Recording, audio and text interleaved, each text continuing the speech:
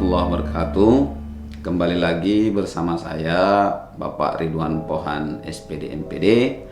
Kali ini kita akan melanjutkan pembahasan video tentang materi kimia, yaitu elektrokimia. Oke, baik. Untuk soal yang pertama seperti yang terlihat pada slide, yaitu perhatikan gambar sel elektrokimia berikut. Nah, pada slide ada gambar sel elektrokimia. Pertanyaannya, penulisan diagram yang tepat dari gambar tersebut adalah. Nah, soal ini merupakan soal pilihan ganda. Optionnya juga ada terlihat pada slide. Oke, mari kita lihat pembahasan dari soal tersebut.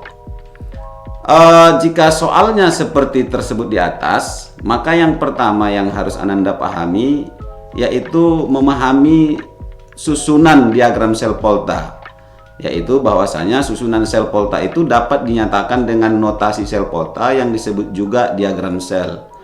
Penulisan notasi sel Volta mengikuti konvensi umum sebagai berikut.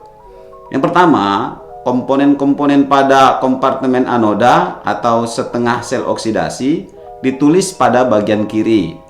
Sedangkan komponen-komponen pada kompartemen katoda atau setengah sel reduksi ditulis pada bagian kanan.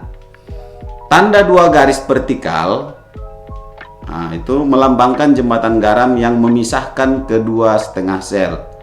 Sedangkan tanda satu garis vertikal itu melambangkan batas fase antara komponen-komponen dengan fase berbeda. Dari gambar sel Volta tersebut, yang bertindak sebagai anoda adalah Zn karena terletak pada elektroda negatif. Sedangkan Cu bertindak sebagai katoda karena berada pada elektroda positif. Untuk hal ini, untuk lebih gampang mengingatnya, caranya ingat saja kepan, di mana katoda positif, anoda negatif. Maka dari pernyataan di atas, diagram yang tepat dari gambar tersebut adalah Zn garis Zn2 positif garis 2 Cu2 positif garis Cu. Maka jawabannya adalah C. Baik, Ananda sekalian, kita lanjut ke soal yang nomor 2. Soal kali ini membahas tentang proses korosi. Soalnya, perhatikan gambar proses korosi berikut. Di slide juga terlihat ada 5 kondisi praktikum yang biasa juga sudah Ananda lakukan. Pertanyaannya, proses korosi yang berlangsung paling lambat adalah optionnya A, B, C, D, dan E. Oke, baik, kita lihat pembahasannya. Untuk soal tersebut, kita harus memahami konsep bagaimana cara mencegah korosi. Di antaranya yaitu yang pertama, mengontrol atmosfer agar tidak lembab dan banyak oksigen. Misalnya dengan membuat lingkungan udara yang bebas dari oksigen dengan mengalirkan gas CO2. Yang kedua, mencegah logam bersinggungan dengan oksigen di udara dan juga air. Pencegahan ini dilakukan dengan cara sebagai berikut. Yang pertama dengan cara mengecat, melumuri dengan oli atau minyak, melapisi plastik, galvanisasi, elektroplating, pelapisan krom, dan pelapisan timah. Sedangkan cara yang ketiga yaitu perlindungan katodik. Baik, kita kembali ke soal, kita lihat gambarnya. Gambar pertama bisa Anda lihat yaitu paku kemudian dimasukkan ke dalam wadah yang berisi CaCO3 yang berbentuk kristal. Kemudian gambar yang kedua, paku yang dimasukkan ke dalam air.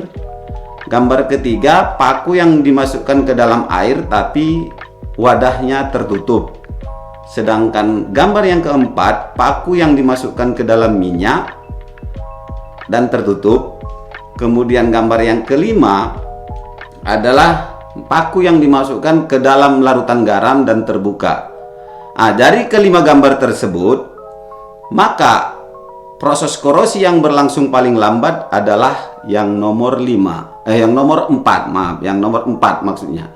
Kenapa? Karena pada gambar nomor 4 itu paku itu akan terhalang dengan faktor-faktor menyebab terjadinya korosi, yaitu tertutup sehingga dia tidak kontak dengan oksigen.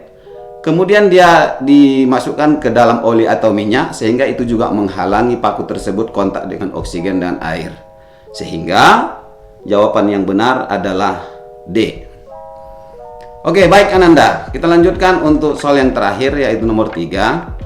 Nah, ini berkenaan dengan hukum Faraday, di mana hukum Faraday ini dipergunakan untuk mengukur atau menentukan seberapa banyak zat yang terbentuk di elektroda pada proses elektrolisis. Oke, baik, soalnya pada proses elektrolisis, berapakah massa logam perak yang dihasilkan di katoda jika arus listrik sebesar 5 ampere dialirkan ke dalam larutan AgNO3 selama 2 jam?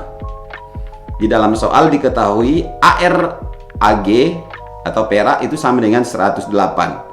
Pilihannya A, B, C, dan E, seperti yang terlihat pada slide. Baik, kita lihat pembahasannya.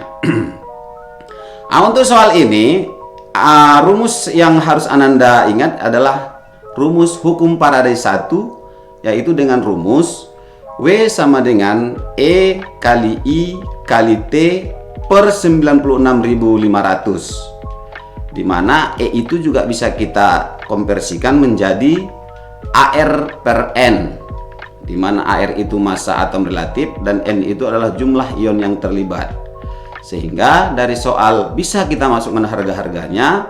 AR-nya 108 per 1, yaitu bahwasanya jumlah ion Ag dalam sel elektrolisis itu adalah 1 dikali 5 ampere dikali 2 jam, dan 2 jam itu dikonversikan ke dalam detik sehingga 2 jam dikali 60 menit kali 60 detik per 96.500. Apabila Ananda menghitungnya dengan baik dan benar, maka akan dihasilkan jawaban sebesar 40,29 gram. Maka massa logam perak yang terbentuk di katoda pada soal ini sebesar 40,29 gram, dan jawabannya adalah C. Barangkali sekian saja video pembahasan soal kita kali ini. Sampai ketemu di video kita selanjutnya. Bapak akhiri, assalamualaikum warahmatullahi wabarakatuh.